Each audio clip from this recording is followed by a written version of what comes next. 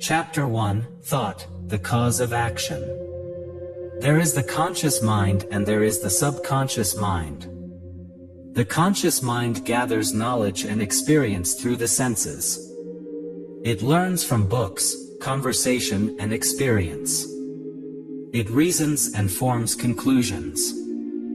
Finally, its thoughts pass down into the subconscious mind. The subconscious mind is the mind of action. It is responsible for all that we do. It is the seat of memory and of instinct. It is a reservoir of tremendous power. It is of extraordinary intelligence. It carries out all the complicated processes within the body, which make life possible. The wisest and most learned of men cannot begin to fathom its wonderful powers, but in spite of this we know enough about its manner of working to enable us to control it, and by controlling it, we control our actions, and by controlling our actions we shape our life, and overcome what is called fate. The subconscious mind, although so wonderfully intelligent and possessed of such extraordinary powers, acts entirely upon suggestion. That is to say, it follows blindly and faithfully the thoughts that are sent down into it. Therefore, upon our thoughts depends what sort of actions are brought forth. If evil thoughts are sent down into the subconscious mind, then evil, destructive action will be the natural result. If thoughts of weakness and failure are entertained, then weak actions leading to failure will inevitably follow. On the other hand, if good thoughts are entertained, then constructive good action will result, and if strong, successful thoughts are entertained, they bring forth robust, constructive action, which leads to success and achievement. It is impossible to think evil thoughts and bring forth good actions. Many have tried it. They have said, "I will be outwardly respectable and blameless in life, but in secret I will think this thought, I will hug it to my bosom because it is pleasant, but I will let it go no further, because I know that evil action leads to shipwreck and disaster. Therefore I will deceive even my best friends. Outwardly I will be all that I ought to be, but in my thoughts I will be evil. Mine will be a double life, to outsiders I shall be one thing, and in my thought world something different. Thus I shall be able to enjoy evil in thought, and escape its penalties." Such an one does not reckon with the power and faithfulness of the subconscious mind. Every evil thought which is entertained and gloated over, acts as a powerful suggestion to this patient giant, until at last it can stand it no longer, and bursts out into the life in the form of a course of evil action, which is an exact replica of the thoughts which have been entertained. This explains why so often people who have always been so exemplary in their conduct all at once go wrong, and come crashing down to ruin. They are simply reaping the harvest of their thoughts. While this is true of the majority of those who indulge in secret evil thinking, there are yet those who, either through lack of courage or opportunity, do not, or cannot, break out into a course of evil action. By their evil thoughts they arouse certain emotions which cannot be satisfied and which therefore have to be repressed. The effect of repression is either chronic ill health which no medical skill can ever cure, or organic disease that is beyond the art of man to heal. The reader must not imagine, however, that everyone who suffers in this way has been guilty of evil thinking, but the practice is certainly one of the ways by which some people can, and do, literally destroy themselves. This example is merely given as an illustration of the effect of evil thinking, and most people have seen evidences of it amongst their friends and relations. Most of my readers will doubtless be above this kind of thinking, but the same law acts with every kind of thought that is sent down into the subconscious mind. There are two kinds of thought, viz., constructive and destructive, sometimes called positive and negative. It depends upon which class of thought we persistently dwell upon and pass to the subconscious mind, what our actions in life are to be. If we allow our mind to dwell on destructive, negative thoughts, and this, unfortunately, is often the case as it requires no effort, then destructive and negative action will be the inevitable result. On the other hand, if we think positive or constructive thoughts, and, to do this, effort is required, just as effort is required in climbing a hill, constructive action takes place as a natural result. Thus a man who gives way to hate and broods over his wrongs, will be led to think of murder, and if he gloats upon thoughts of murder, a time will come when he may attempt murder. On the other hand, if the same man will keep his mind off his wrongs and think thoughts of forgiveness, or, better still, if he will love, or hold in thoughts of good will the one who has wronged him, then his life will become happy and peaceful, and in its highest sense, successful. Again, a man who gives way to weak, fearful thoughts, who fears that his business will fail, who fears that his luck may give out, who fears that competition will arise with which he will be unable to cope, such a man will probably fail, because all his actions will be weak and hesitating and lacking in that strength and decision which are necessary for the achievement of success. On the other hand, if he will banish every weak negative thought, every thought of possible failure, and constantly brace his mind by affirmations of success, in other words, send down strong suggestions of success to his subconscious mind, such a man will succeed in life, because his actions will be strong and decisive. When faced by great difficulty, he will find that his subconscious mind will supply him with wonderful energy and staying power, great courage and determination, simply because it has been trained by right thinking to do so. It would be possible to fill a book with illustrations of the operation of this law, but in a little work of this kind these two must suffice.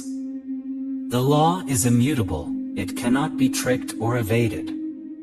Whatever we think becomes sooner or later translated into action, and as upon our actions our life depends, it will be seen that it is possible by thought control to govern our life. For by controlling our thoughts we govern our actions, by governing our actions we mold our life and circumstances, thus shaping our fate. Life is not a matter of chance or luck, it is not something out of our control, it is largely the result or effect of our thoughts. Therefore, by controlling our thoughts, and this, thank God, can be done, we can govern and direct our life to an almost unbelievable extent. As conscious thinking beings, created, the Bible says, in God's likeness and image, or in other words, a microcosm of the macrocosm, we possess one of the greatest powers in the universe. And this power is thought. It depends upon how we use this wonderful power what our life shall be. The engine driver sends his engine either backward or forward, but it is the same power that is used in each case. In the same way, thinking man can either build up or destroy himself by the use or misuse of the potent power of thought. It depends upon how he uses this power, either for good or ill, as to whether his life shall be successful, healthy, happy, or harmonious, or lacking in definite achievement, true success and happiness. Whatsoever a man soweth, that shall he also reap. Chapter 2, Victims of Ignorance. We do not believe that there are many who deliberately think negative thoughts. Most people mean well and want to do good and be good, not goody. But, nevertheless, most of us are wrong thinkers, more or less, and this is due, so we firmly believe, mainly to ignorance. Because it is not generally known that negative thoughts are highly destructive, we ignorantly indulge in them, thinking that they do no harm. Actually, thoughts of impurity, anger, revenge, hate, resentment, envy, brooding over wrongs, brooding over sorrows, losses and griefs, thoughts of fear, failure, weakness, penury, sickness, disease, decay, mortality and death, are all highly destructive. They are destructive of health, of happiness, of circumstances, of life in all its departments. They break down the nervous system, they paralyze endeavor, they undermine the will, they make for wrong decisions. It will be admitted that this is a matter of prime importance, yet neither children nor the general public are instructed in these vital matters. Because of this almost universal ignorance, most of us go on indulging in negative thinking, much to our detriment. How many of us, for instance, realize that it is thought that kills and not lack of food in most cases of death through alleged starvation? If a person cannot get food to eat, he dies in a very few days, as a rule, yet a person who fasts voluntarily in order to cure himself of some organic disease can do so, if the fast is wisely undertaken, for 40 or even more days, not only without injury, but with greatly beneficial results. Why is it that in the former case a few days compulsory fast ends in death, while a voluntary fast of 6 weeks or so results only in good? The answer is, of course, that it is the state of the mind and the character of the thoughts that kill, and not the lack of food. Again, after a few days' starvation, a person is generally in a state of great weakness and prostration. Yet one who submits himself to a voluntary fast generally continues his work, and it is only at the later stages that he works less hard than usual. The certain reverend gentleman who recently fasted for 40 or 50 days, particulars of which were given in our daily newspapers, not only carried on his usual duties, but, in addition, wrote a book on a subject requiring great concentration and mental effort. Contrast all this with the state of a starving man, who, after a few days, is reduced to a condition of collapse and exhaustion, quickly followed by death, and we see how great is the power of mind and thought.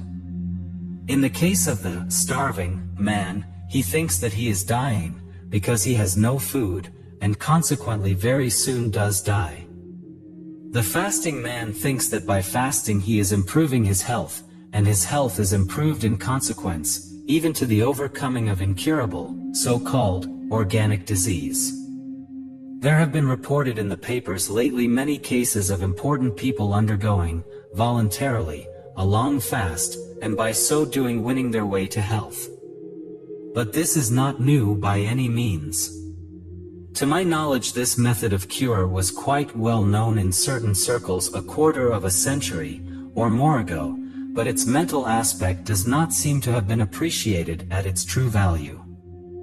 There is no reason why a starving man, if he was well nourished at the commencement, should not live as long as a fasting man, and he would do so if he could only control his thoughts and think in the same way that a fasting man thinks.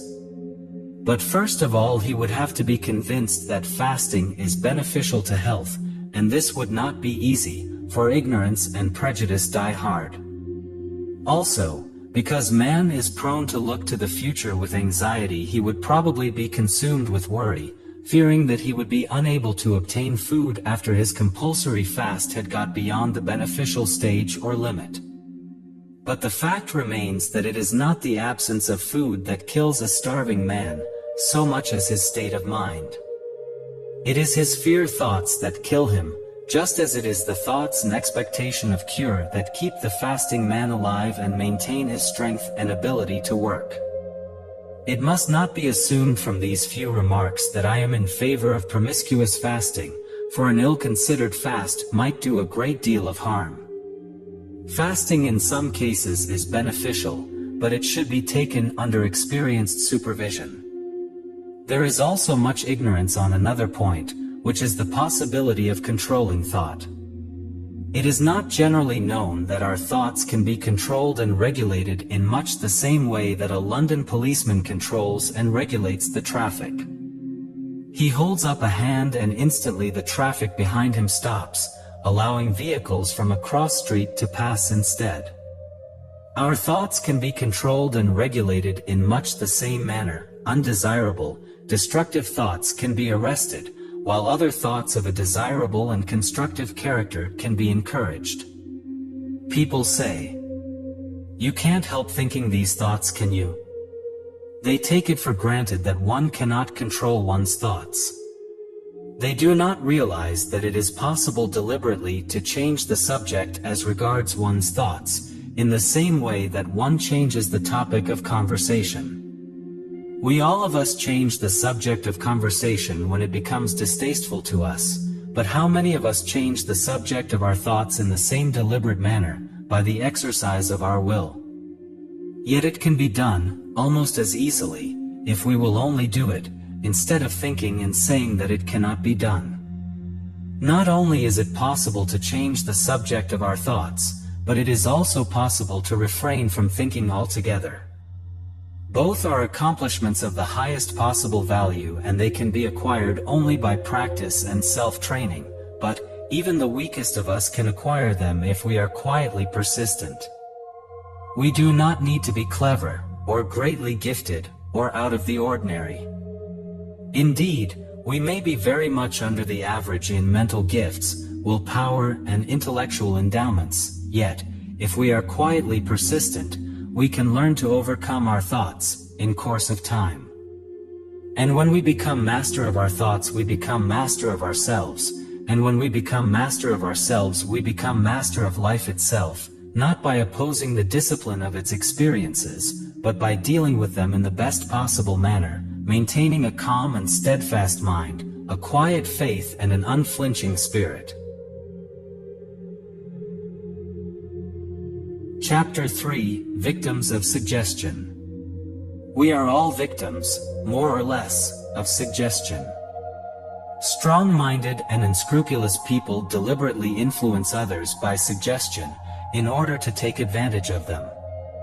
Counsel in court says to a witness, "I suggest to you," and then follows a suggestion that may be both untrue and unfair, yet it may so overwhelm or confuse a witness as to destroy the value of his evidence.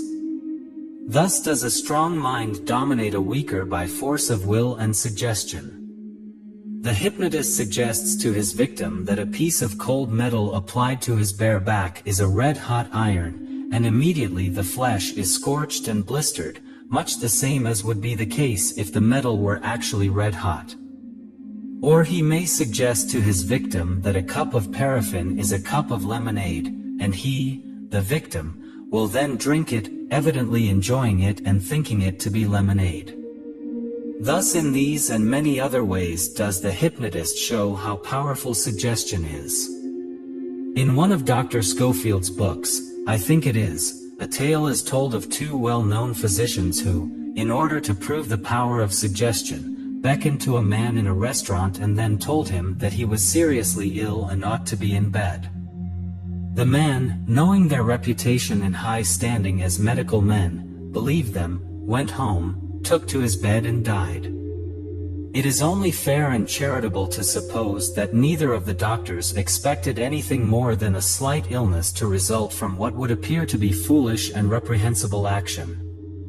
We are told, day by day, in our daily paper to take so and so's pills. We may not heed the suggestion for years perhaps, yet, sooner or later, we may find ourselves either taking the pills or advising somebody else to do so. You see a man with streaming eyes, sneezing and using his handkerchief.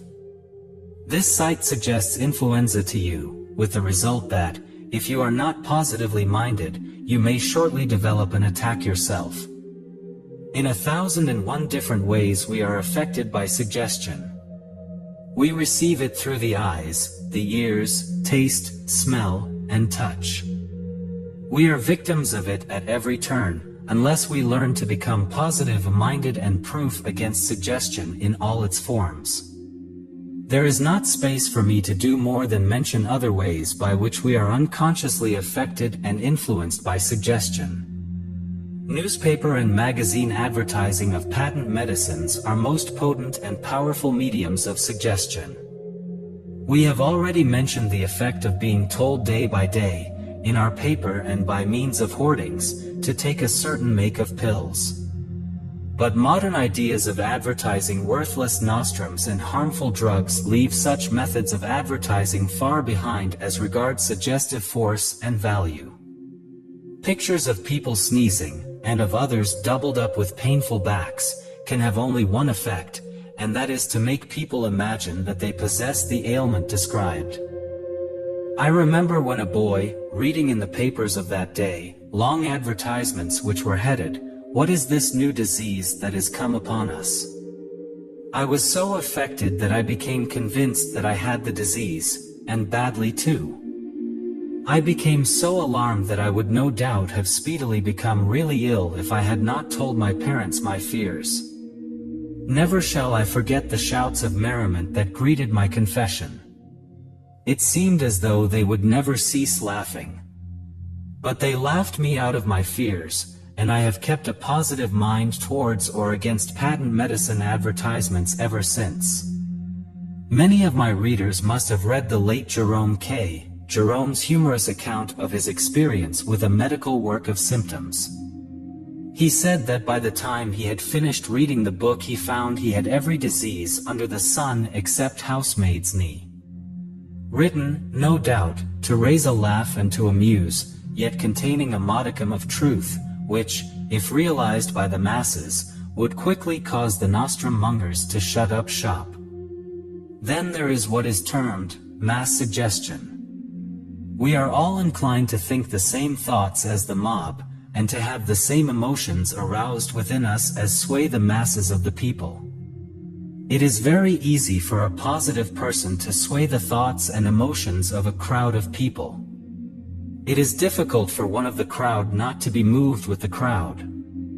This is why people, who in the ordinary way are sensible, go maffecking on occasions of national rejoicing.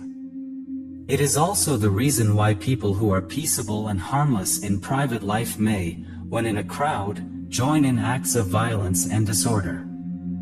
It is simply that the mass emotion gets hold of them, influencing them so strongly they get carried away.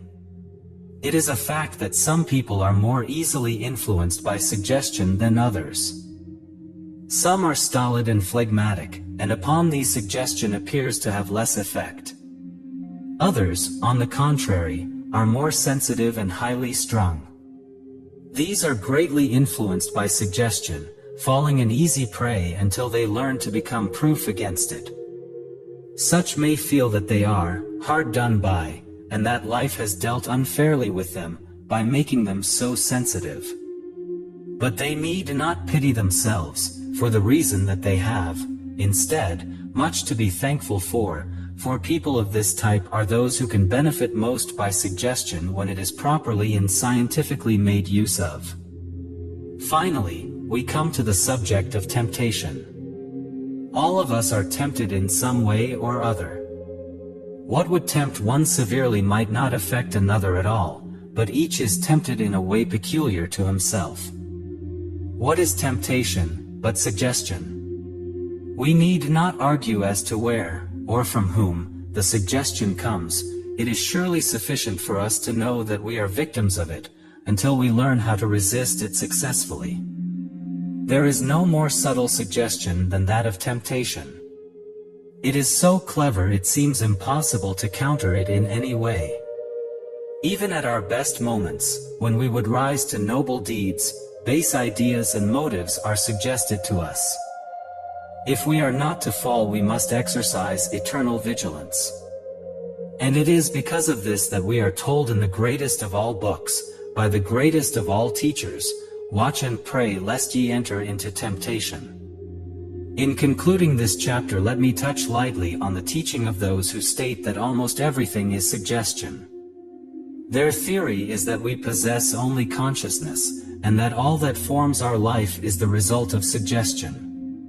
Thus, so they say, poverty is the result of acceptance of suggestions of poverty, disease, the result of acceptance of suggestions of disease, trouble, the result of acceptance of suggestions of trouble, and so on. To counteract these suggestions, auto-suggestions of an opposite kind are recommended. The poverty-stricken person is advised to whisper to himself, as he falls asleep, suggestions of wealth, prosperity, and plenty. If the subconscious, or, as some say, the unconscious, mind accepts the suggestion, then poverty is at an end. The diseased person does the same, except that he uses suggestions of health, with a similar pleasing result, if the subconscious or power mind within will only accept the suggestion whispered to it. All this may appear to be pure rubbish and bunkum to most of our readers. While, however, the writer is not prepared to accept such teaching in the above crude form, yet, so he believes, there is a considerable amount of truth in it. It is not, however, advisable to tinker about with the subconscious mind in this way. Many today are suffering from the effects of unwise experiments made without knowledge or experience. Chapter 4: The Secret of Overcoming. Molding and shaping life like clay in the hands of the potter. Why is right thought so important? It is important because it influences our actions. It is important because it builds up character and a steadfast mind. It is important because upon it our well-being and the success of our whole life depend. It is important because it is by right thought that we can overcome harmful suggestion. First of all, we have to realize that thought is the cause of our actions and decisions. It is largely because of this that our circumstances depend upon our thoughts. If, for instance, we do not overcome life's difficulties in our thoughts, then we can never overcome them in actual experience. By this I mean that our difficulties must be boldly met and conquered in thought, if ever we are to hope to overcome them actually. In a way, it is good advice to tell people not to dwell upon their woes but to think of pleasant things instead, but it is liable to lead to a habit of thought almost as destructive as brooding over trouble. This negative application of what is meant to be good advice is responsible for the failure of those who say, "I have tried right thinking, but it makes no difference." The reason it makes no difference is that it is not right thinking at all, but actually a form of wrong thinking. Such people say, "I never indulge in wrong thoughts about my troubles, I refuse to think about them." Just so, and it is here where the whole trouble lies. Instead of life's trouble being met boldly and conquered in thought, they are run away from. As soon as the mind comes up against an unpleasant thought of an irksome duty that must be done, or of a crisis that must be faced, or of a difficulty that has to be overcome, the mind dodges it and hits on to something more pleasant. The one who says, "I never think of my troubles," and who runs away from unpleasant thoughts of this kind finds that he can never overcome the actual difficulties when they arise. In fact, his so-called right thinking prevents him from making decisions and from dealing firmly and sensibly with his difficulties. We must first overcome in our thoughts, if ever we are to overcome in actual experience. The world may be divided into two classes of people: 1, those who overcome life, and 2, those who are overcome by life. Those who overcome life's difficulties are those who do so in thought. Those who are overcome by life's difficulties are those who do not overcome in thought. If the latter have not deliberately made a practice of dodging unpleasant thoughts in an unfortunate attempt to follow a form of wrong thinking which they erroneously believe to be right thinking, they yet are passive, that is, they fail to overcome, in thought, the difficulty that must be overcome, sooner or later, in actual experience. The secret of overcoming is in thought victory. If we continually overcome in our thoughts, we develop a steadfast mind. Without a steadfast mind, it is impossible to be victorious in life's battle. On the other hand, there is no difficulty, capable of human solution, that cannot be overcome by a steadfast mind. Indeed, if a man's mind is steadfastly directed towards a certain object, not only will he be truly successful, but the most remarkable things may happen or be achieved, beyond anything that might be hoped for or expected. The mind becomes powerful, growing in strength continually, through meeting a difficulty, in thought, moving forward towards the difficulty, in thought, and then putting the weight of the mind and will behind it.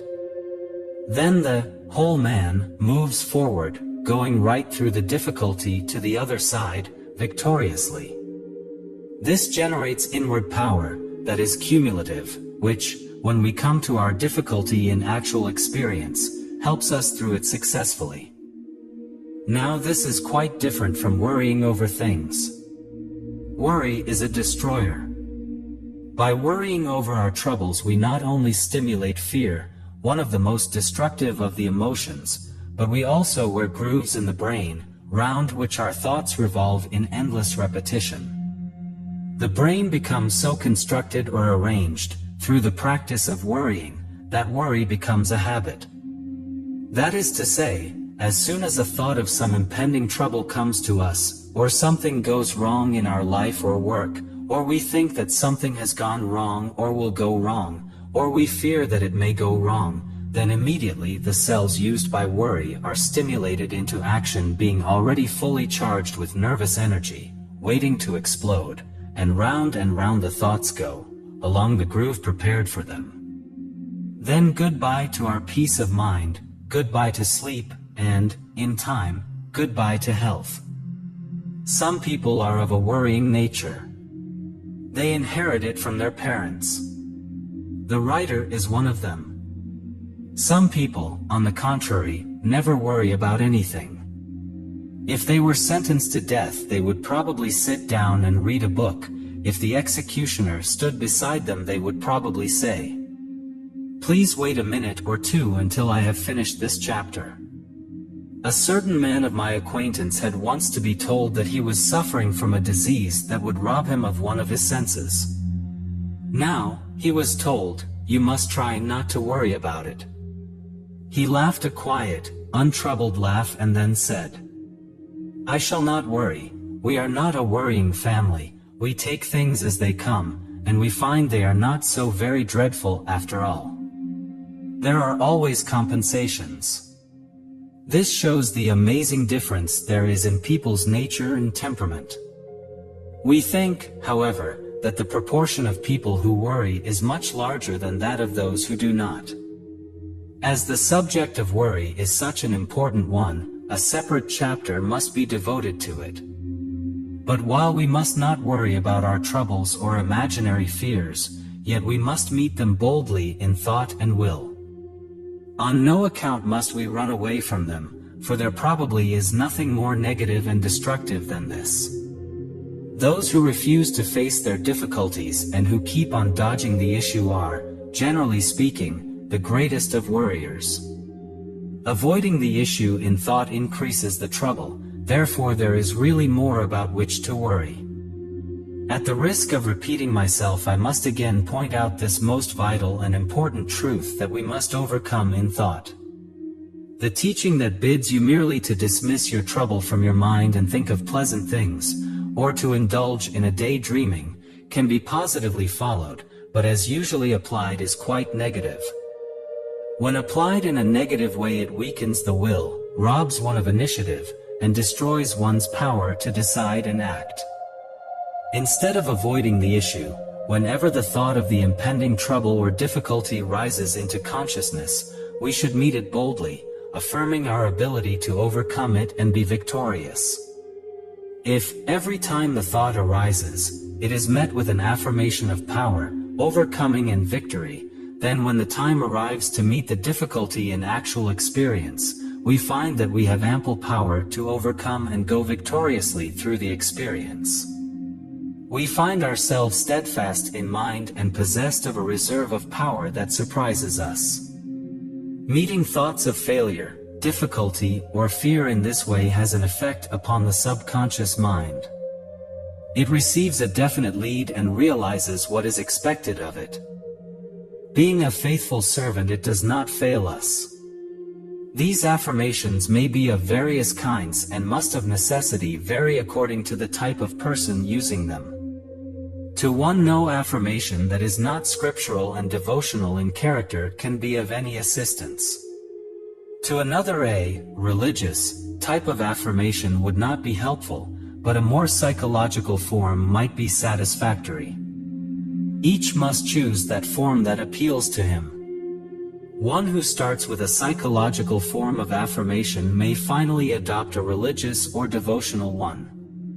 The form that appeals to one, at the present time, is the right one at the present time.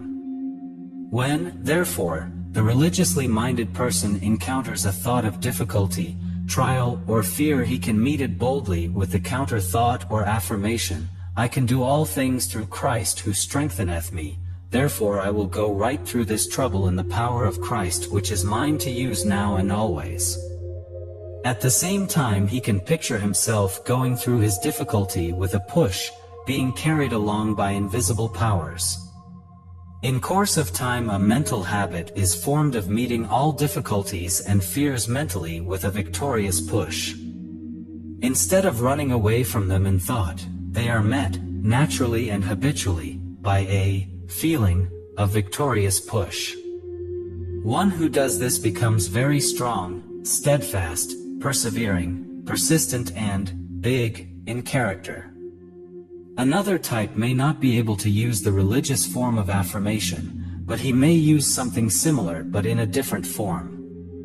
He may meet the thought of trouble or fear by merely repeating the words, success, victory, overcoming, at the same time picturing himself going through his trouble or difficulty triumphantly, sustained and strengthened by powers he does not understand, but which well up within him. Through cultivating this habit of mind, the life becomes greatly changed, simply because the character is improved out of all knowledge. Instead of life's difficulties overwhelming him, the student overcomes them. When he has achieved this victory, he finds fresh fields to conquer, new and beautiful vistas opening before him. He finds that he can mold and shape his character, and by this means, mold and shape his life. Some people think in the form of mental pictures. The nature of their life and the character of their circumstances depend upon the character of their mental pictures. Therefore, if they are those of trouble, failure, they should be reversed into their positive opposite. Some people are naturally given to negative mental picturing. When they think of quarter day, they picture themselves as unable to pay their rent, and the awful consequences, such as forced sale, eviction, and so on. When they think of business, if a proprietor, they see a picture of bankruptcy, and of themselves in the court, being cross-examined by the official receiver. If they belong to the employed classes, they picture themselves as out of work, homeless, one of the thousands vainly seeking employment, and suffering all the ills and discomforts that such a position entails. If they see an accident, they picture themselves as a victim, all mangled by the roadside. If they see or read of a hospital, they mentally see themselves as an inmate, undergoing a fearful operation, or saying goodbye to their weeping relatives, as they pass on to a less terrible world. Unfortunately, allowing such mental pictures to occupy the mind is liable to attract to them the very conditions that they fear and visualize. Therefore, it is of the utmost importance that all such negative mental pictures should be reversed into their positive opposites. By this means, not only are the evil effects of such harmful picturings avoided, but the very opposite states are made possible in one's experience. If instead these mental pictures of failure, poverty, disaster, accident, disease, and death are transmuted into pictures of success, prosperity, health, protection from danger, and a happy old age, then these desirable states tend to manifest in the life, in place of the undesirable ones which might have appeared otherwise. For instance, if instead of seeing a mental picture of eviction, or of being sold up, as a result of not being able to pay the rent, a mental picture is persisted in of rent paid, a comfortable home, with no care, then this happy state of affairs is likely to manifest, much more so than would otherwise be the case. As mental picturing is probably the most powerful form of thinking, too much importance can hardly be paid to its right cultivation. The effect of such cultivation is to bring about a state of positive mindedness, a most desirable condition. It also builds up character, making us strong where once we were weak, and able to achieve many things which we were before quite unable to undertake. Unfortunately, allowing such mental pictures to occupy the mind is liable to attract to them the very conditions that they fear and visualize. Therefore, it is of the utmost importance that all such negative mental pictures should be reversed into their positive opposites. By this means, not only are the evil effects of such harmful picturings avoided, but the very opposite states are made possible in one's experience. If instead these mental pictures of failure, poverty, disaster, accident, disease and death are transmuted into pictures of success, prosperity, health, protection from danger and a happy old age, then these desirable states tend to manifest in the life, in place of the undesirable ones which might have appeared otherwise. For instance, if instead of seeing a mental picture of eviction, or of being sold up, as a result of not being able to pay the rent, a mental picture is persisted in of rent paid, a comfortable home, with no care, then this happy state of affairs is likely to manifest, much more so than would otherwise be the case. As mental picturing is probably the most powerful form of thinking, too much importance can hardly be paid to its right cultivation. The effect of such cultivation is to bring about a state of positive-mindedness, a most desirable condition. It also builds up character, making us strong where once we were weak, and able to achieve many things which we were before quite unable to undertake. Chapter 5, Creators of Our Own Evil. Do we live in an evil universe, and are we the victims of a malicious and unkind fate? Or do we live in an orderly universe whose underlying principle is helpfulness or love? We cannot help thinking that most of us believe inwardly that the former is true, and not the latter. It is because of this that we harbor subconscious fears. It is because of this that we are pessimists, although outwardly we may appear to be the reverse. Who can tell what direful effects are caused by this inward pessimism? As I have said elsewhere, a belief in evil tends to bring evil to pass. A belief in failure tends to produce failure, a belief in disease tends to produce disease, and so on. What is needed is a change of belief, after which a change of thought follows almost automatically. The fact of the matter is that we live in an orderly universe, but we are not orderly ourselves. We are not in correspondence with our true environment. Our true environment is an orderly and perfect universe. The hidden law of life is love or cooperation. Reinheimer the biologist teaches that all through nature, in both plant and animal, health and progress follow when this law of cooperation is obeyed, and that disease and disorder follow its violation. That is, when predatory or parasitic practices are followed, instead of those of service and cooperation.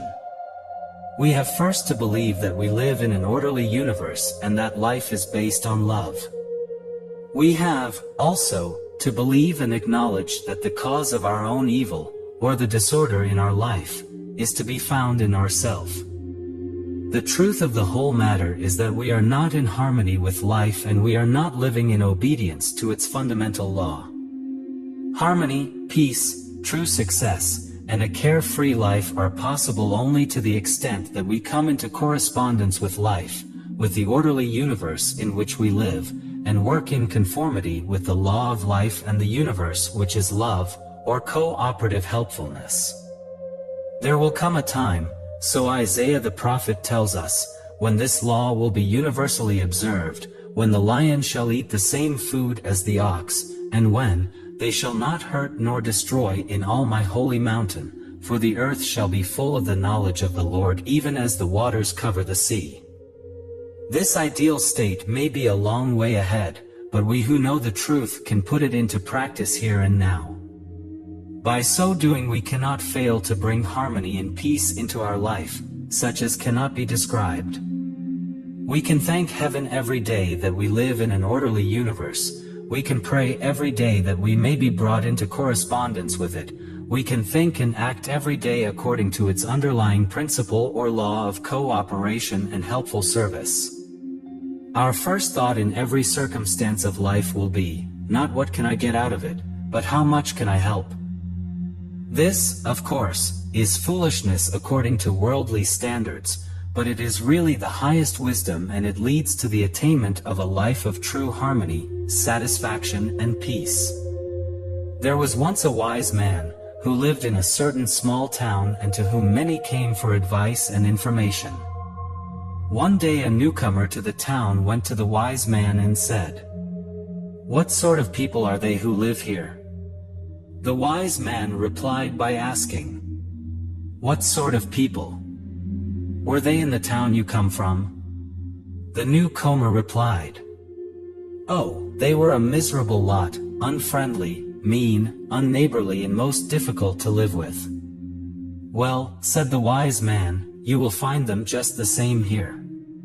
Presently another newcomer came to the wise man, asking the same question, "What sort of people are they who live here?" The old man again replied by asking, "What were the people like in the town you come from?" "Oh," the second newcomer replied, "they were a splendid people, kind, friendly, and full of goodness. I was sorry to leave them." "Then," said the wise man, "you will find them just the same here." Rather an exaggeration, you may think, but it contains a great truth. Our individual world, for we each live in a little world of our own, is a reflection of our thought life. We people it with hate and discord, or love and harmony, according to our thoughts. Our life is filled with evil to the extent that we fail to harmonize with the divine order, which is the only reality. Life is essentially good, although it may contain many disappointments and many blows. Many of these, however, are of our own creation. Do we not reap, in middle and old age, the fruits of the errors or sins of our youth? Life is good, although a molder of character. If we harmonize with it, bearing willingly its disciplines, we avoid much misery and trouble. In other words, we cease creating our own evil. Chapter 6, Right Thought and a Right Attitude, the Basis of Success and Prosperity. Those who succeed possess a certain type of mind. It is true that they have ambition, vision, and driving power, capacity for work, and a strong will. Also, they never spare themselves, and, in addition, they seize each opportunity when it comes. But their principal cause of success is their type of thinking. They think in terms of success and achievement, abundance and prosperity. The life tends, in course of time, to express the type of thought habitually dwelt upon. If we think consistently in terms of success and prosperity, then, sooner or later, we express these things to a greater or lesser degree in our life. That is to say, according to our ability, we achieve the greatest success possible in our case. We cannot all be at the top of the tree, but we can each rise to the best position for which our particular genius fits us. Except in the case of those peculiar people who think they can do anything and everything, whereas they can do nothing properly, we can all accomplish much more than we could ever believe possible. There are abilities hidden within us that are undreamed of. Our capabilities seem to increase as our responsibilities grow greater. Life calls on us for higher achievement, and lo, the power and ability are forthcoming, in a way that is surprising to ourselves and, probably, still more so to our friends. I have purposely conversed with a great number of unsuccessful people. By unsuccessful people I mean those who, though sober and hard-working and who want to get on, always sink to the bottom, no matter how much one may help them, and in spite of splendid opportunities put in their way. In all of them I have found the same type of thought habit. They think in terms of penury and failure. Because of this, all their actions and decisions, unknown to themselves, are of such a kind as to bring about penurious conditions and failure. Men of equal abilities are not equally successful. One may appear to be lucky, while the other may appear to be most unlucky, but I am convinced that the cause of the difference is to be found in the mind. The one has a fixed idea of success and achievement which acts as a center around which his thoughts, both conscious and subconscious, revolve, while the other has a fixed idea or fear of failure, around which his thoughts continually turn. The one is energized and inspired to successful achievement, while the other's efforts are undermined and his energies sapped by a hidden idea or fear of failure and ruin. Now, while it is true that one may be born with a successful type of mind, while another may inherit a failure type, yet it does not necessarily follow that the latter must always remain a failure. His type of mind can be changed. In order that this may be accomplished, he does not have to enlist the services of an expensive mental specialist or practitioner. He does it himself, by a change of thought. By changing his thought, he gradually transforms the fixed idea of failure into one of success. The attitude of the mind is changed and the thoughts are trained to flow in a new direction. This, in time, changes the whole man, so that he rises like a cork in water. Instead of sinking like a stone, he comes to what to him is the top of his profession, or calling, instead of gravitating to the bottom. He finds that there is plenty of room at the top, simply because so few ever use their mind in a constructive way.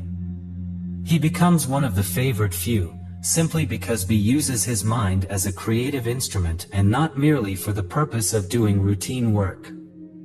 It must not be forgotten that true success is based on service. It is only by our cooperative help of the world that we can ever find happiness, and this is in itself true success. Money and fame are useless if they fail to bring happiness and satisfaction. Service and cooperative helpfulness bring the truest and most lasting success. Combined with efficiency, they make us indispensable in our particular branch or calling. Sooner or later, quality of character tells its own story. Those who rise rapidly, laughing at such things as service, integrity, generally go down later in ruin and dishonor.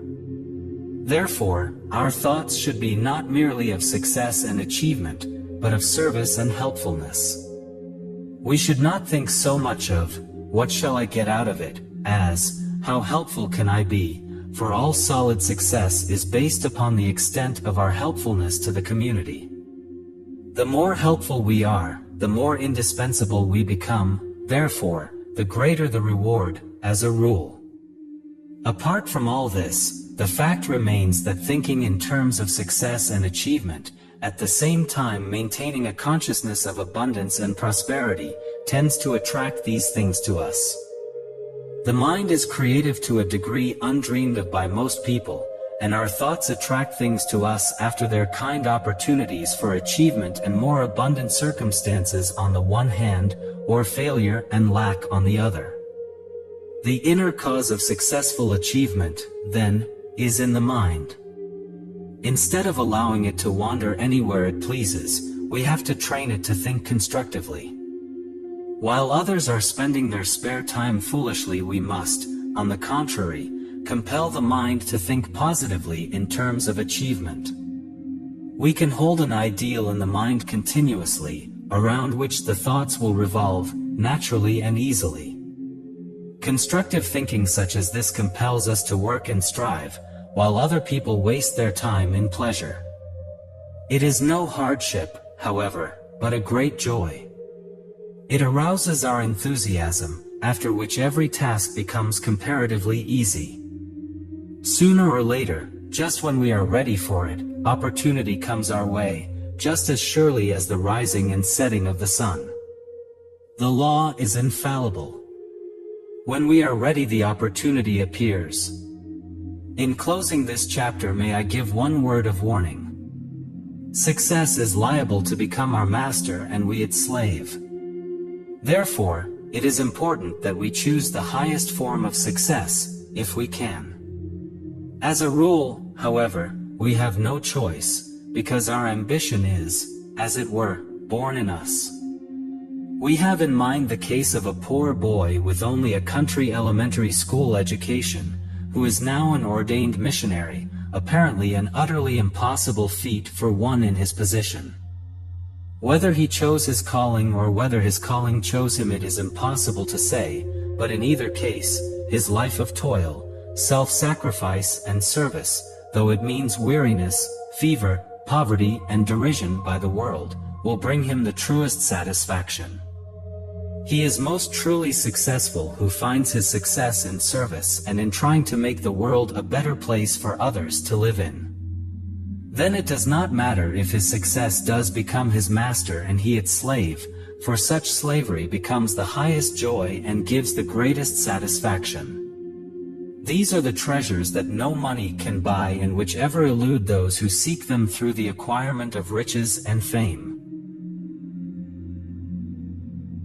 Chapter 7. The Effect of Thought on Health. Thought affects our health far more than is generally realized. While it is true that hereditary taints, devitalized foods, and unhealthy modes of living play an important part, yet I believe that thought is the greatest factor. When I say thought, I include the emotions, for they are aroused by our thoughts, and yet it is possible to avoid arousing emotional energy by training the thoughts to think along different lines than those suggested by primitive desires or promptings. Generally, in works of this kind, the reader is told to cease thinking of sickness, ill health, disease, and to think instead of health, vigor, wholeness, and so on. This is good advice as far as it goes, for brooding over disease and ill health creates a morbid condition conducive of disease.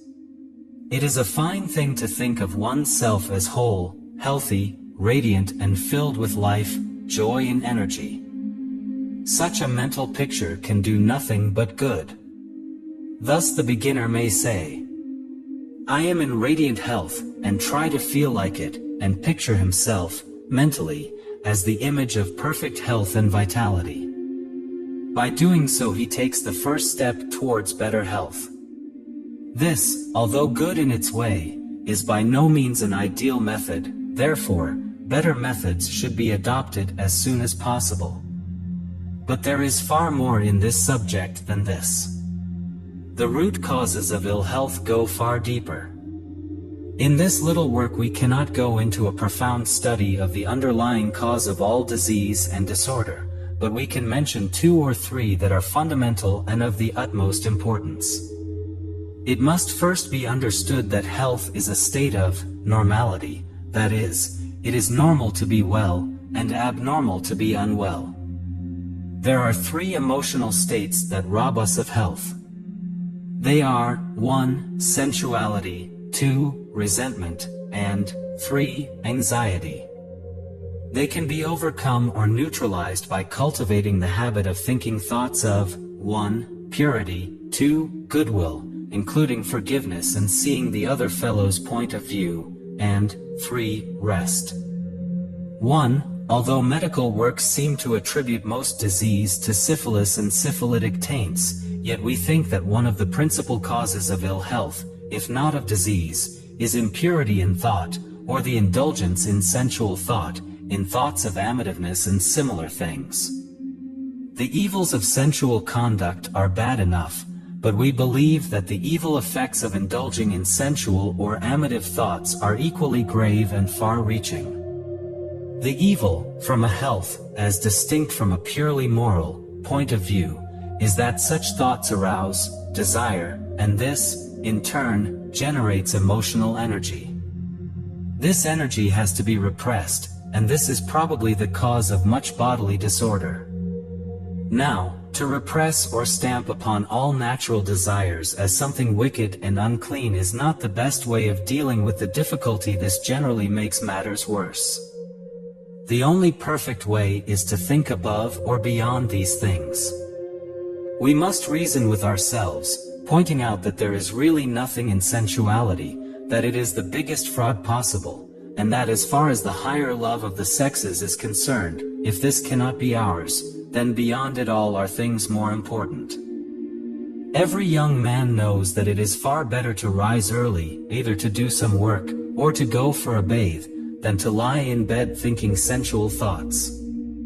Must it not be better also for a spinster to rise early and do some gardening or engage in whatever hobby in which she may be interested, than to lie in bed thinking of the pure love that can never be hers? It is the same with the thoughts. The boundaries of our mind must be extended. We must think above and beyond the things of sense and emotion, no matter how good, in their highest form, they may be, to the greater and more spacious things that are possible. Surely it is better to think of snow-capped mountains, of deeds of heroism, of lives of self-sacrifice, of the great universe, of the eternal verities, of God's great plan for man, of our voyage of discovery through time and space, than the things which arouse sexual emotion, mere amative feelings, or hopeless longing? Yes, 1,000 times, not only from a moral, intellectual, and spiritual point of view, but from the standpoint of health. Instead of repressing thoughts of a sex origin, we must think above them and beyond them. By so doing, we transmute the life forces into higher intellectual and spiritual powers. Instead of repressing or wasting the force of life and our emotional nervous energy, we use it in higher service. Thus we become not only healthier and stronger, but nobler and greater, both in mind and character. We also become capable of greater endurance and far higher achievement. 2. Thoughts of goodwill and forgiveness are both healing and preventive of ill health. Hate, vexation, the nursing of grudges, cherishing dislikes and prejudices, thoughts of venom and revenge, all these are health destroyers, as also are anger, rage, passion, and similar feelings. In place of these, it is possible to cultivate thoughts of goodwill, forgiveness, mercy, non-resistance to evil done to us. All these generate health currents. They also help to keep away disease and ill health, simply because they bring us into harmony with the underlying motif of life. Most of us have doubtless got a long way past the hating stage. We may, it is true, have no desire either to hate or to injure anyone, but have we given up all our little grudges and resentments? Probably not. We may have forgotten them, but they still lie buried, smoldering away in the caverns of the mind, causing disharmony, which is translated into outward sickness or disorder. 3. We do not think that any medical man will disagree with us when we state that care, strain, worry, grief, anxiety, and similar states of mind are the underlying, or at least the contributory cause of many grave diseases. Many serious ailments appear after a period of strain, anxiety, and suspense. Even diseases due primarily to alcoholic and other excesses are precipitated by mental worry or shock. In spite of the patient's excesses, no disease may attack them until they meet with loss, disappointment, or some anxiety or worry. Then down they go at once. But those who commit no excesses become afflicted also, in spite of their sobriety and restraint. The worry and grief, suspense and anxiety caused by an erring son, the grief and emotional upset experienced by a betrayed and deserted wife, or the long-continued financial worries of a businessman in difficulties, all these wear down the nervous system, deplete the forces, and lay the system open to disease. It is not claimed that what we call science of thought, or right thinking, can enable us to avoid all the troubles of life, although many of them are self-created, and, in any case, there is still the fruit of past wrong sowing to reap, to a certain extent, but it does enable us to meet them in such a way as to prevent them from injuring us. And this is a very great gain. Two people may meet the same kind and amount of trouble. One takes it badly and becomes very ill in consequence, as well as unhappy, soured and crabbed, while the other comes through the trouble not only unharmed, but actually sweetened and refined in character. The teaching of people how to meet life so as to come triumphantly through all its experiences is the most important part of our work. There are very few doctors who do appreciate this part of our work, for they know that if a patient can rest, relax, let go, and be peaceful in time of trouble, at the same time hopeful and positive in mind and thought, that such will recover quickly and be none the worse for the experience, and thus be saved from being attacked by any of the many diseases that man is liable to, when his powers of resistance, from any cause, have become lowered. Right thought then is a preventive of disease in many ways, as well as a healer, in that it brings our minds into a state of rest and peace. Fundamentally, the cause of all disorder is separateness from the divine order. If we could all become perfect and in complete alignment with the divine, then we could meet with no suffering or trouble at all. The cause of our suffering is that we are not in harmony or correspondence with the internal perfect divine order. God does not punish us, we punish ourselves, or, rather, our evil punishes us. Evil is its own punishment. Being separate from the divine order accounts for it all. The prodigal son was not punished by his father, he punished himself by separating himself from his father's house and wandering in a far country. When he returned, he was forgiven and all was harmony and joy. Put into modern language, we have to return from our life of separateness in thought, desire, emotions, and the affections, to the center of all life, order, and harmony, and become at one with it.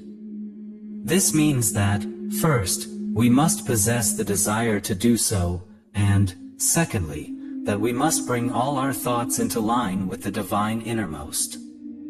Such a thing would, of course, be impossible if it were not for the fact that one who aspires receives help from heaven itself. All the powers of darkness rise up to prevent us, if they can, but there is one who has been along this path before us, who was tempted in the same way, yet who won a great victory. Not I, but Christ, said St. Paul, and this is the secret of successful thought control. Chapter 8, The Attractive Power of Thought.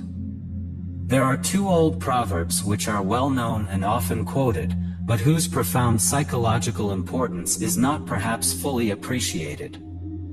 They are these: birds of a feather flock together, and you can tell a man's character by the company he keeps. The source of this attraction is largely in a man's thought. If we think thoughts of a certain type, then we attract to ourselves people of a similar type of thought. We are drawn together by the invisible forces of attraction. It is true that the character of our thoughts becomes, in course of time, written on our face, so that all the world can see if we are pure or filthy, strong or weak, loving or hard, noble or base, but it is largely the attractive power of thought that draws people to us. Our thoughts not only attract people to us after their kind, but they also attract other thoughts after their kind, and also opportunities and circumstances. The human mind, although in one sense it can be called creative, is more of a receptacle of thought than a generator of the same. We have, as it were, two doors to our mind, one opening to a stream of heavenly, good, beautiful, ennobling, healthful and wholesome thoughts, the other opening to a stream of undesirable, weakening, destructive thoughts. It is impossible to have both of these doors open at the same time. When we think thoughts of purity, wholeness, charity, in other words, thoughts of a heavenly character, then the door to heaven and all that is beautiful is opened, allowing a flood of similar thoughts to enter. This is why prayer is so valuable. Prayer is the raising of the thought and attention, also the heart and affections, to heaven. In response there is a return flow or influx of divine life, thought and ideas. One who perseveres in this practice becomes, in course of time, so changed by this divine influx as to be heavenly minded. Then the other door leading to all that is undesirable remains shut always. During the transition stage, the door leading to evil thoughts may be burst partly open, leading to what we know as temptations. If we try to shut the door and fight the attacking forces, or thoughts, or suggestions of evil, we find that it opens even wider. The only way of dealing with the situation effectively is to raise the thoughts, attention, mind and heart to the good and heavenly reality. When our attention is fixed in this way upon reality or heaven, God or Christ, then the other door becomes shut again. The only reason for it being burst open is that our attention on the good and pure becomes weakened at times. The influx from the divine, however, continually strengthens and changes us, so that it becomes increasingly possible to keep our thoughts on a heavenly plane, and this, in turn, keeps the other door more effectively shut. The negative aspect of all this is that if we allow the door of weak or evil thought to open, the door of divine good becomes closed. Heaven, in spite of all its good intentions and desires, cannot help us if we allow out thoughts and attention to be engaged by lower things. Thus we see here the value of faith. If we raise our heart and thought above our troubles, then we open the door heavenwards, so that an influx of new life, power, and good flow into us, enabling us to overcome.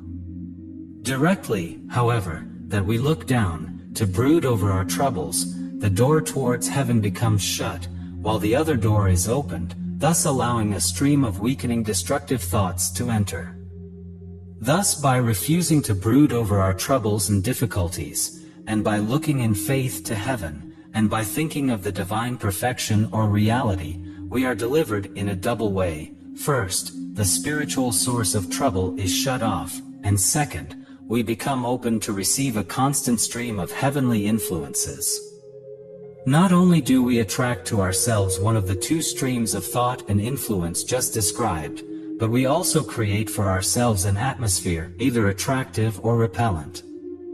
This atmosphere, aura, or personal magnetism either attracts people and opportunities, or drives them away. If two men, one with an attractive atmosphere and the other with a repellent one, were placed each in a small business and given equal opportunities, the former would do far more business than the latter, simply because he would attract customers, charm them, receive their recommendations and retain their patronage. He would make a living where the man with a repellent atmosphere would starve. The same thing would happen in any profession.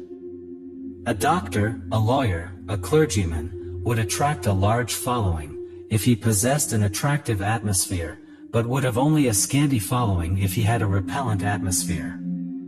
In order to create or develop an attractive atmosphere, we must feel goodwill towards those whom we meet, we must be anxious to serve and help, and we must think the right thoughts. There is no need for toadyism. Indeed, this should be avoided at all costs. Instead, we must remember that while it is true that we have to serve, no matter what our calling or position may be, yet we are the magnet and that others are drawn to us, not by compulsion or against their will, but by the magnetism of goodwill and inward friendliness. We must also bear in mind that we are drawing others to us not in order to serve our own selfish ends, but in order to bless them, help them and make them happier. There was once an undertaker who was so sympathetic he did more funerals than any of his competitors. His sympathy attracted people because it was real. If it had been put on, it would never have rung true and he would have been avoided as a humbug and hypocrite. He had no desire to get business with his sympathy, he would have hated the thought, but he simply could not help being sympathetic, because he had a big heart of love open to all who were in trouble. Therefore, we should attract people simply in order to bless.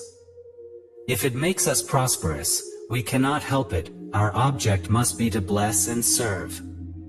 Now some readers will say that the teaching of this chapter is quite impossible. They will say, and rightly, that soon after a man begins to think rightly and aspire after better things he is subjected to an invasion from, apparently, all the powers of evil, and that it seems as though the floodgates of hell were let loose upon him, thus making further progress impossible. This is true enough, but there is another side to the story, which is that the one who aspires receives help from above. Every time that we look up, raising our thoughts to a higher plane, life and health, strength and blessing flow into us. It does not matter how much we may be tempted, we receive greater strength from our elder brother than the power of evil that assails us. This great one has been before us, conquering and overcoming, and he it is who can and does help us in our efforts to rise to higher and better things. For greater is he that is in you, than he that is in the world. Chapter 9, Thought Control and Spiritual Attainment.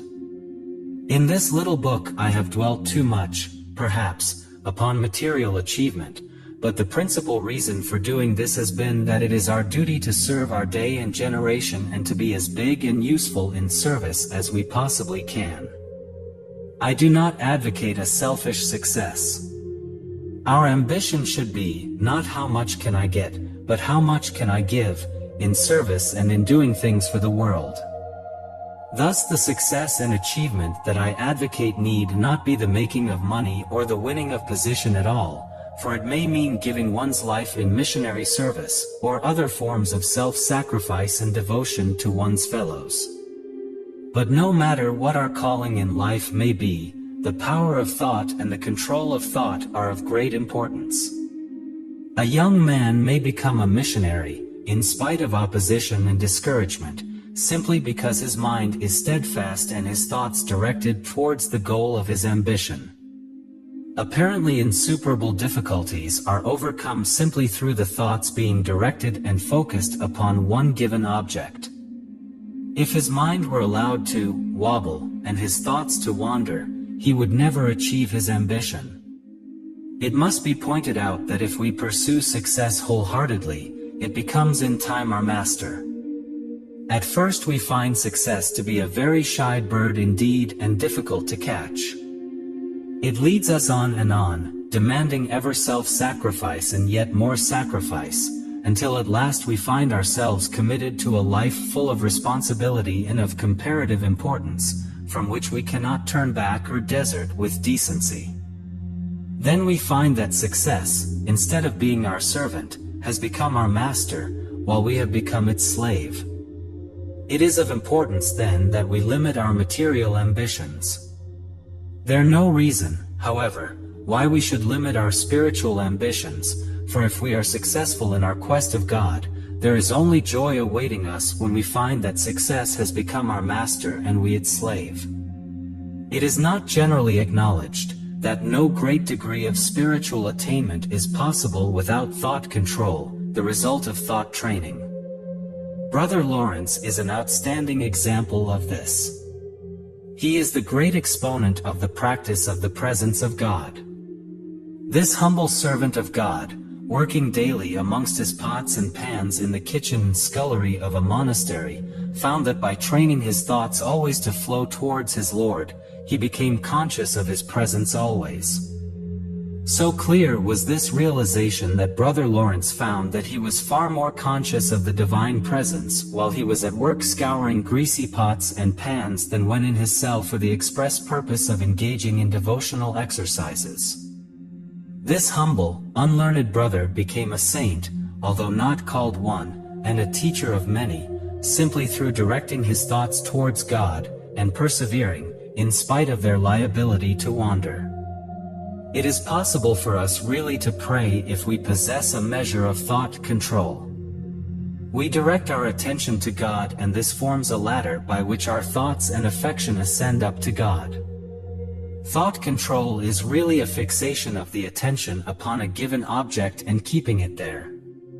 So long as our attention is fixed on God, just so long will our thoughts travel up the ladder thus set up.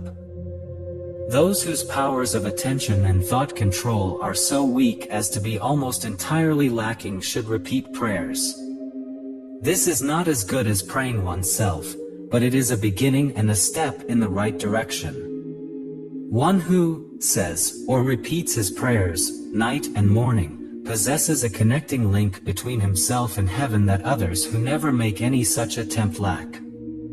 But really to pray by directing the attention and thoughts toward God is a very different thing. It is a much greater thing. It is a spiritual exercise of the highest order. It is not an easy thing to do, however, for until our thoughts have become disciplined, they wander away. The cares of life, or its ambitions, lure our thoughts away so that we soon find ourselves thinking of things material, instead of things spiritual. Our thoughts must, of course, be brought back again and again, until a habit is set up which then makes real prayer possible. There are many grades of real prayer. There is supplicatory prayer, there is the prayer of praise and thanksgiving, there is the prayer of meditation, there is contemplation. The last two are very advanced. They become possible only when an almost perfect degree of thought control has been developed. It is not only during times of prayer, however, that thought control is needed in the pursuit and development of spiritual faculties and powers. We need it just as much during the day when engaged in the mud and scum of things.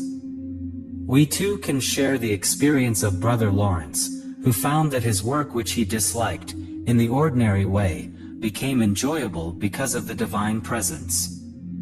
Tasks, also, which before were difficult and beyond his powers became possible of accomplishment when once he had learnt to let the Lord help him with his presence. By frequently turning our thoughts and aspirations to the divine innermost, we become greatly helped and strengthened. Also, in course of time, our work which we may dislike in itself, becomes transformed and made enjoyable, through a realization of the fact that it is a service of love to our fellows. We become conscious of a new fellowship and companionship. We are not alone, for there is one with us helping to make life a nobler thing, to become more faithful workers and servers, to do things from a higher motive. The result of all this is that a new and finer character is built up, and this is eternal, for character can never die. And, in addition, we become entirely new creatures. We may not be religious, as generally understood, or sanctimonious, but we can become nobler, truer, finer types of men and women, for whom the world will have cause to be thankful. The inner, or spiritual, life is a very real thing. Two people may become spiritually awakened, and through it may desire to live a nobler and higher life. One may be successful while the other may after a hard fight go back to his old life. The reason is that the former keeps alive the flame of his inner life, while the latter allows it to go out. The former perseveres with real prayer in directing his thoughts to God, raising them continually to higher and better things, while the latter neglects his praying, does not persevere in the control of his thoughts, so that his spiritual life withers away and becomes dead through lack of nourishment. Then temptation comes in like a flood, and the battle is too much for one who is not fortified by prayer. He gives in and goes back again to the same old hopeless life, simply because it does not seem possible to do anything else.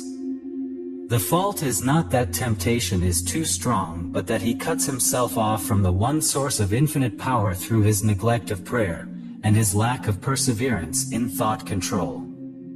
The importance of training the thoughts to turn away from unworthy things to the things that are noble, true, beautiful, and really worthwhile is so great. Is it any wonder that I write books and publish a magazine on the subject? Chapter 10, The Overcoming of Fear.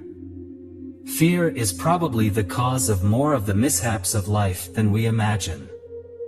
A special protection seems to shield those who are absolutely without fear. It is a well-known fact that a dog will not attack one who is completely unafraid of him.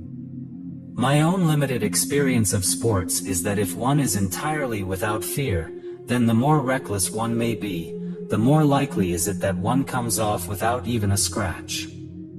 It is my belief that the lions in the den into which Daniel was cast were unable to hurt him, simply because he was without fear. It was only necessary for the Lord to take away entirely his fear, in order to make Daniel perfectly safe. Proof of this is to be found in the experience of missionaries. When they have faced mobs of armed cannibals, thirsting for their blood, fear has been taken away from them so utterly and completely, that to advance unarmed towards what seemed certain death was just as easy as meeting a flock of lambs, or attending a prayer meeting. In no such case was the missionary harmed. But an entire absence of fear is not only a protection from mishaps in dangerous sports, from fierce animals and murderous men, it is also a protection from infection and contagion. Napoleon visited those sick of the plague in order to show others that the disease could not affect one who feared it not. I once knew a man who used to visit smallpox and plague hospitals, but who never contracted either disease, although he used to kneel down and pray by the patients' bedsides, inhaling microbes by the million. His only safeguard was his thought. He refused to admit that the microbes could harm him. In other words, he trusted in God, and so was entirely without fear. He demonstrated the absolute truth of the 91st Psalm. Thus we see that in one sense it is not microbes that cause us to fall a prey to epidemic diseases, but that a thought of fear is the deciding factor. Two people are exposed to the same infection. One contracts the complaint, the other is unaffected. Why? You may say that the one who escapes is more robust and hardy, but this is not always so, for frequently the strong are taken and the weak are left. You may say, further, that the one who escapes possesses greater powers of resistance. Just so, but is not this largely due to the mind? It is the one who is most positively minded who is immune. Granted then the necessity for and desirability of an absence of fear, how are we to overcome our hereditary failing? Most of us harbor fear of some kind, for although fearless in some things we may yet have other fears lurking in the hidden caverns of our mind. We may be physically brave and yet have fears for our business, our profession, or our employment. The gaunt specter of unemployment, of bankruptcy, of failure to make good, may haunt us night and day. On the other hand, we may be unafraid of these things, yet fear disease, infection, contagion, drafts, so that every fresh epidemic fills us with apprehension and dread. How then are these fears to be overcome? In exactly the same way as you would calm the fears of your little child who might awaken during the night and be afraid of the dark. You would first say, "There is nothing to be afraid of." You might then reason with them, showing him that the room is just the same when it is dark as when it is illuminated, and that the things he fears are merely in his own mind. Then if this is not sufficient you say, "I will stay with you and will hold your hand so that you will know that everything is all right, and that there is nothing to fear." Feeling your presence with him, and being quite certain of your power and willingness to protect him, he soon falls quietly to sleep. Now we have to treat ourselves in exactly the same way. We are very complex creatures and can actually speak, argue, and reason with our own selves. We proceed in exactly the same way as we did with our little child. First of all we say to ourselves, "There is nothing in all the universe that can make me afraid." This is not a mere empty boast, it is a statement of truth. We do not mean by this that we, ourselves, are so strong that we can meet and overcome all the powers of evil. What it means is that we, having put ourselves on the side of the angels have put themselves on our side, in response, so to speak. It means we have come into alignment with the inner harmony of the universe. The divine order which nothing can destroy, and over which the forces of disorder have no power whatever. It means that behind us is all the power of hidden divine forces pushing us on to the glorious consummation designed and planned for us in the depths of the divine mind and the heart of infinite love. Therefore, we can next use the words of Edward Carpenter, "All the divine forces hasten to minister to my eternal joy." While doing this, we can feel and realize that it is just as we state, that there are actually divine forces behind us pushing us forward to a fuller and richer life, and raising us to higher and better things. If you find these statements or invocations too advanced, high down or fantastic for you, you can quite easily choose words of your own that will be effective in your case. But the same process should be followed. It is better first to use the negative and next the positive. But, like our imaginary little son who was afraid of the dark, we may feel the need of something more. He wanted us to stay with him and hold his hand, so that he might feel and realize that we were with him to protect and guard. In the same way, we can call upon and realize the presence of the omnipotent and eternal. There is one who has overcome the world and beaten all the powers of evil, who has glorified his humanity and opened up the way for us by his own self-sacrifice, and he has said, "I will not leave you, and lo, I am with you always, even unto the end." Chapter 11, Not Demand, but Obedience. The beginner might think, quite naturally, that having discovered the immense power of thought, all that he has to do is to make use of it according to his own sweet will. There is probably no greater error than this. It is because thought is so powerful, and its effect so far-reaching, that makes it important that we train our thoughts to correspond to the inner laws of the universe. We each form part of one complete whole.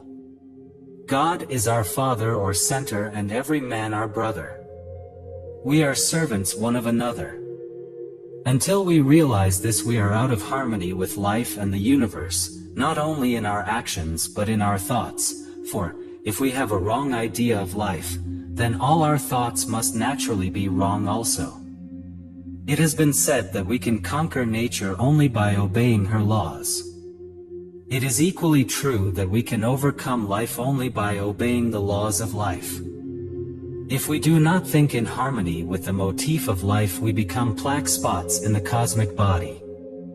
It is only when we become brothers of humanity, living in harmony with the laws of life and the great scheme of things, it is only then that we can experience harmony ourselves, and it is only then that our life can become really and truly successful, in the highest sense of the word.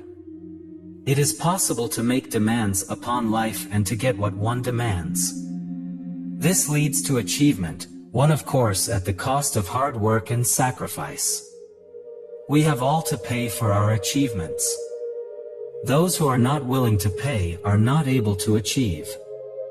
It is because achievement demands so much of us in the way of character, patience, perseverance, steadfastness, sacrifice, that makes it valuable as a builder of character. To keep one's success and to remain unspoilt by it demands yet greater qualities of character than does its achievement. But all such achievement can bring neither happiness nor harmony if it is demanded from life selfishly, without any thought for others, without any thought of God. No happiness, peace or harmony can ever result from making selfish demands upon life. It is true that there is a time in our life when it seems that everything is in our own hands, and that we are master of our fate, captain of our soul. This may spur us on to achieve and conquer, and to meet with experiences that are a necessary preparation for greater things. All this is good as far as it goes, and may be a very necessary phase in our life, but sooner or later we realize that, although in one sense we are master of fate, in that we can choose either good or evil, yet, all the time, there is a divinity that shapes our end, rough hew it though we may. There is an internal harmony to which we must correspond. We belong to a complete whole, in which we have a place, and of which we form a part. We can come into correspondence with the harmony of this whole only by becoming less selfish and more universal. In other words, we have to love God, and love our neighbor. Instead of forcing our will upon life, instead of making ourselves a center around which everything else must revolve, instead of demanding and compelling, if we would find real happiness and true satisfaction at all, we must love and serve God and man, life and the world, and thus enter into the harmony of the whole. The inner law of life is love, but it is better for us to think of this as cooperation. To the extent that we think, work, act and feel in correspondence with this law, do we find true happiness, peace, satisfaction, and the things which are precious above rubies and which no wealth can buy. We see, then, why we should train ourselves to think thoughts of goodwill, instead of those of hate and resentment, of cooperation instead of selfish acquisitiveness, of service rather than personal gain. It is only thus that we can become brothers of humanity. It is only by becoming brothers of humanity that we can ever enter into correspondence, or a state of at oneness, with the internal harmony that is divine. We live in an orderly universe, for behind the disorder on the surface of life is an internal divine order. This divine order would find expression externally if every man were to come into harmony with it. But self stands in the way. Love, goodwill, cooperation, these form the key by which man individually can find entrance to this inner harmony and order, and which by reason of his own entrance he can make it easier for his brother to find entrance also. There is psychology being taught today, mostly in books from America, that is hurtful and malicious. It teaches the misuse of mind power by means of suggestion. The mind and will are used to compel others to act as desired by the operator. For instance, a salesman wants to get an order from a buyer of a certain house. While the latter is considering the matter, the salesman uses strong mental suggestion that the buyer should sign the order. Unless the buyer is acquainted with this sort of thing, he may be compelled to act against his better judgment. This practice of mental coercion is really criminal, although at present not legally so. It is practiced in a variety of ways, but the one who suffers most is the one who practiced the method and not his victims. Nemesis awaits all who misuse their mind powers in this way. We can never work against the laws of life without suffering for it very severely. Such mental malpractice as I have described is in complete opposition to the inner law of cooperation already mentioned, therefore it brings disorder and suffering in its train. Chapter 12, First Steps. Who hath despised the day of small things? Zech 4:10. We cannot become adepts in right thinking and thought control all at once. We all have to grow from small beginnings, gradually increasing in strength and stature. In other words, we all have to make a start in an apparently small and humble way. I say, apparently, advisedly, for although it may seem to be a small thing deliberately to think thoughts opposite in character to those which our feelings and natural or lower nature prompt us to think, yet it is really a big undertaking and, if we are successful, a high achievement. It may seem to be a small thing deliberately to think thoughts of goodwill about one who has wronged us or upset us, but it is really a tremendous thing of eternal importance. If we merely give way to the promptings of our earth nature, we remain on par with the beasts, allying ourselves with mortality, death, and decay. But if we deliberately think thoughts of goodwill, we step out in the path of liberation and freedom, which has no end, reaching up to the stars.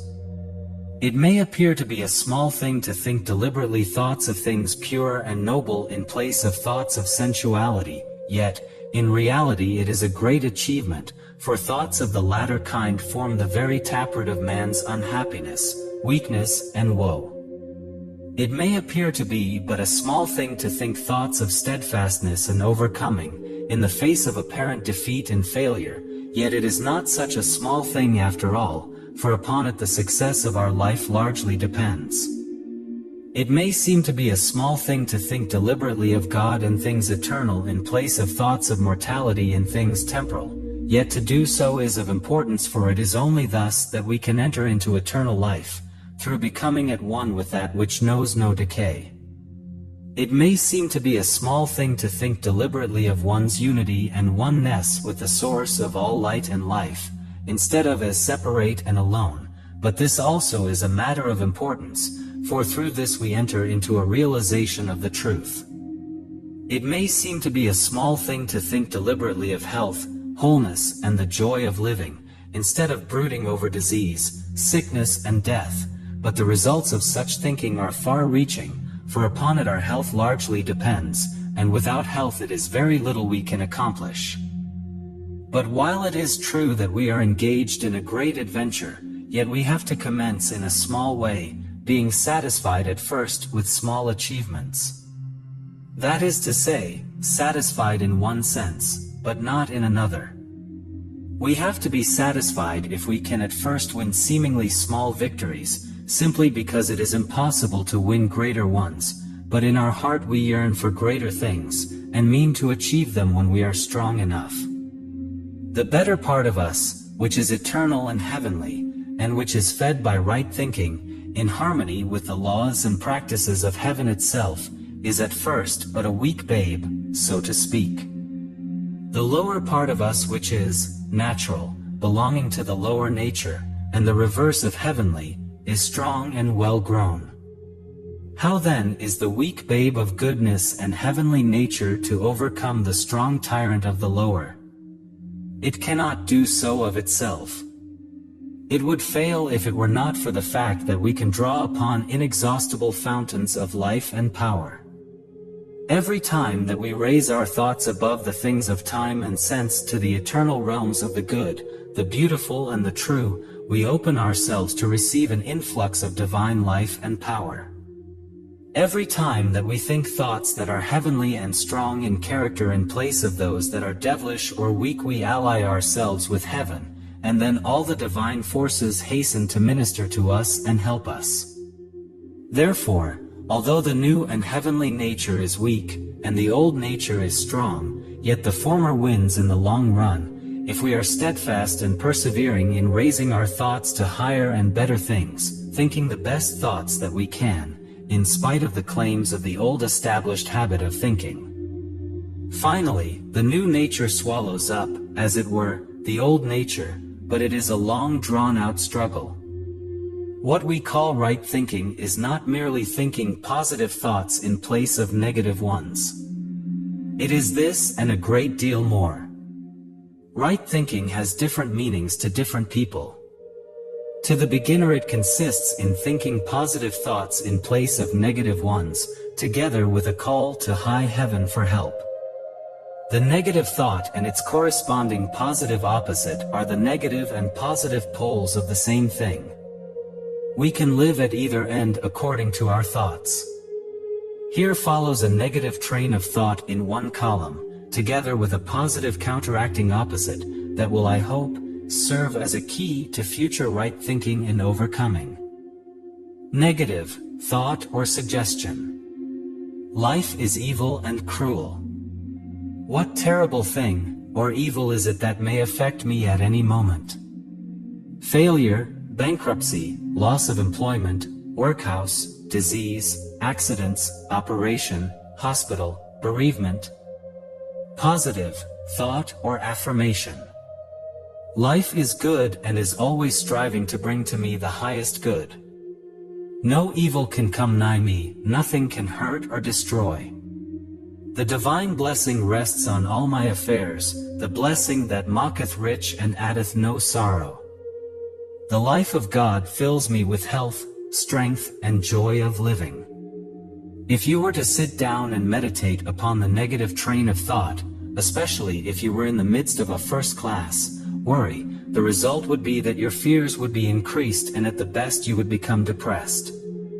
If, instead, you meditate upon and affirm the sentences given in the above right-hand column, you find that you become braced and strong, ready once again for the battle of life. Not only so, but if you allow the negative train of thought to engage your attention and sink into your mind, then you allow yourself to accept the adverse suggestion, which in turn may bring the things feared into actual manifestation. If, on the other hand, you stick to and affirm the positive thoughts given in the second column, then the evil suggestion is driven out and the positive, life-giving truth is put in its place.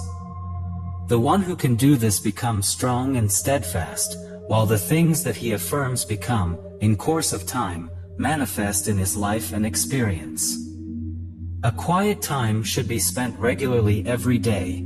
The last thing at night and early in the morning are good times, in meditating upon the positive thoughts given above, and upon others like them. But during the day it is equally necessary to chase away the adverse suggestion, and in this case it must be done quickly. The meditation would be far too long to be made use of in the midst of the rush and tear of everyday life. What is needed is a short affirmation that will knock the evil suggestion on the head and replace it by a positive declaration of absolute truth. Therefore we can meet the various suggestions of evil in the following manner. Suggestions of evil: disease, sickness, illness. Affirmations of truth: God is my health. Suggestions of evil: poverty, penury. Affirmations of truth: God is my abundant and everlasting supply. Suggestions of evil: failure. Affirmations of truth: God is my success, or God is in me as my power to achieve. Suggestions of evil: hate, resentment. Affirmations of truth: God is love in me, changing me and finding expression through me. It is no exaggeration to say that one who will put the above teaching steadily into practice will transform his life, through becoming changed for the better in himself. If our life is difficult and our environment depressing or uncongenial, it is not these that have to be changed. It is the worst possible thing for a man to pray for his life to be made easier and more comfortable.